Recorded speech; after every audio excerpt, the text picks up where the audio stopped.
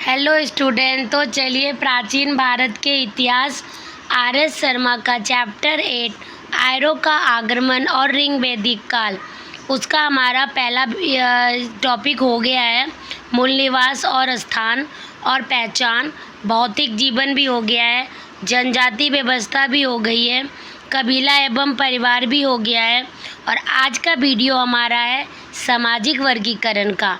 तो मैं आपको इतना ही बोलूँगी कि ये सारे टॉपिक आप देख लीजिए, इससे आपको पता चल जाएगा कि आर्यों का जीवन कैसे था और ऋग वैदिक काल में क्या क्या जनजाति व्यवस्था थी, कबीला और परिवार कैसा था, उनका स्थान कैसा था, उनकी पहचान क्या थी। तो चलिए स्टार्ट करते हैं सामाजिक वर्गीकरण का। तो सामाजिक वर्गीकरण सबसे पहला है, ऋग वैदिक समाज कैसा था? पितृसत्रात्मक था, मतलब पिता पे डिपेंडेंट था, पितृसत्रात्मक था। पितृसत्रात्मक समाज के होते हुए भी महिलाओं को यथोचित सम्मान प्राप्त था। मतलब क्या है कि पितृसत्रात्मक था, लेकिन महिलाओं को भी समान, ऋग वैदिक काल में महिलाओं को भी वैल्यू दिए जा रहे थे। ठीक है। संयुक्त परिवार की प्रथा थी।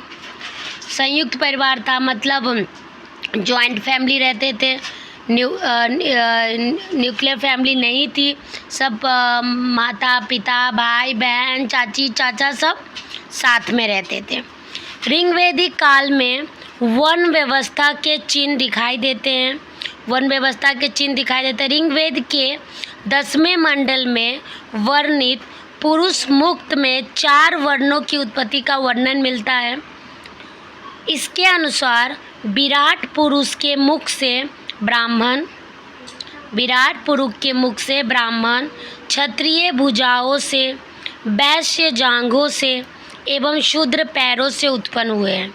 मतलब कि इतने से आपको ये पता चलता है कि ऋग वैदिक काल में जाति प्रथा थी, मतलब वो शूद्र है, वो ब्राह्मण है, वो क्षत्रिय है, ऐसा क्यों? क्योंकि उनके हिसाब से क्या था कि जो विराट पुरुष थे, जैसे अपने विष्णु जी, उनके मुख से ब्राह्मण हुए हैं, क्षत्रिय भुजाओं से, वैश्य जांघों से और शुद्ध पैरों से उत्पन्न हुए हैं। इसके लिए विवाह में दहेज जैसी कुप्रथा का प्रचलन नहीं था। चलिए, मतलब ये नहीं था कि विवाह में दहेज वहेज नहीं लिया जाता था, किंतु वहतु शब्द कन्या को दिए जाने वाले उपहार को के घातक था। मतलब दहेज, एक तरीके से दहेज नहीं बोला जाता था, पर कन्या को उपहार दिया जाता था, उसे वहतु करके बोला जाता था। आर्यों के वस्त्र सूत, ऊन और चमड़ के बने होते थे। समाज में 2 प्रकार के विवाह का प्रचलित था। अनुलोम विवाह, उच्च वर्ण का पुरुष और निम्न वर्ग की स्त्री। अनुलोम विवाह मतलब उच्च वर्ग के पुरुष होते थे और निम्न वर्ग की स्त्री होती थी।